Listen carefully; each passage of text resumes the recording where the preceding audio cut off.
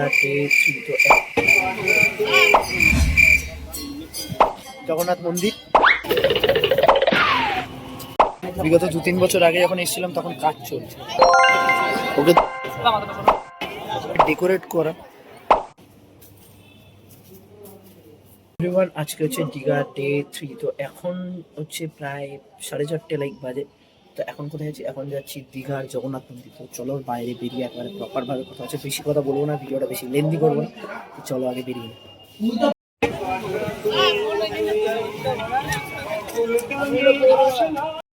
Two be honest, বিকালবেলা বিচের ধারে মানে বসার একটা আলাদাই মজা।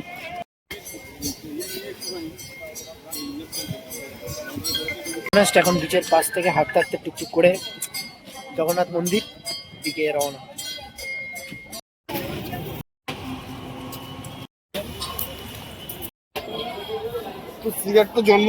ফাইনালি এট দীঘা জগন্নাথ মন্দির। সত্যি বলে ভিতরটা অসাধারণ সাজানো। বিগত 2-3 বছর আগে যখন এসেছিলাম তখন কাজ চলছে, আর এখন আসার পর দেখছি যে না, পুরোপুরি ওভারঅলটা কমপ্লিট, অসাধারণ সাজানো। ওকে তুই দেখা, এত সুন্দরভাবে ডেকোরেট করা, মানে লাইক আসলে তোমরা বুঝতে পারবে এখানে এইটুখানি টাইম এসে কোনো মজা নেই।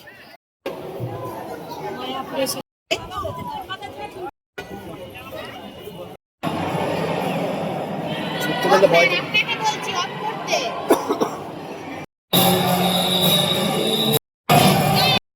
সত্যি বলতে এখানে ম্যানেজমেন্টটা খুবই ভালো, কিন্তু বিষয়টা হচ্ছে আমি একটু ভিডিও করতে গেছিলাম তখন হালকা করে একটু খেয়ে গেছি, ব্যাপারটা বুঝতে পারছি। তো যাই হোক, একটা ভাই হারিয়ে গেছে, মানে এত বড় একটা জায়গায় কী করে মানুষ হারিয়ে যায় বুঝতে পারি, মানে পুরো ফাঁকা ফাঁকা। যাই হোক, মন্দিরটা এত সুন্দরভাবে ডেকোরেট করা, এত সুন্দর ভিতরে মূর্তি ঠাকুরের, জগন্নাথ ঠাকুরের, অসাধারণ। সত্যি বলতে আমি যখন এসেছিলাম এত কিছু ছিল না, কিন্তু এখন যা দেখছি সেই তুলনায় এখন মানে আকাশ পাতাল ব্যাপার। ওই কথায় আছে না, জমিন আসমান কা ফারাক, যাই হোক, এসে ভগবান মানে বিয়ে করতে। ভাই তুই কি ঘোড়ার টাকাটা এখান থেকে উসুল করবি? এ ভাই তুই এই যে দাদা, তুমি কি এখান থেকে কি তুমি কি এখান থেকে কি ইয়ে করবে, মানে এখান থেকে ওই ঘোড়ার টাকাটা উসুল করবে? ওরা ঘুরতে এসছে, মানে বিষয়টা হচ্ছে ঘুরতে আসেনি, মানে এখানে যা ঘুরে যা টাকা খরচা হয়েছে এখানে মানুষদের কাছ থেকে টাকাটা নেবে। তাই আমি ভালোবেসেই যে দেখা 100 টাকা উল্টো হয়েছে, 100 টাকাটা ওদেরকে দেবো, ঠিক আছে? আর এটা নাকি এদের ভিক্ষা করার দানের ড্রেস, ব্র্যান্ডেড জামা পড়েছে, ব্র্যান্ডেড জামা বলে দানের জামা। এই জামা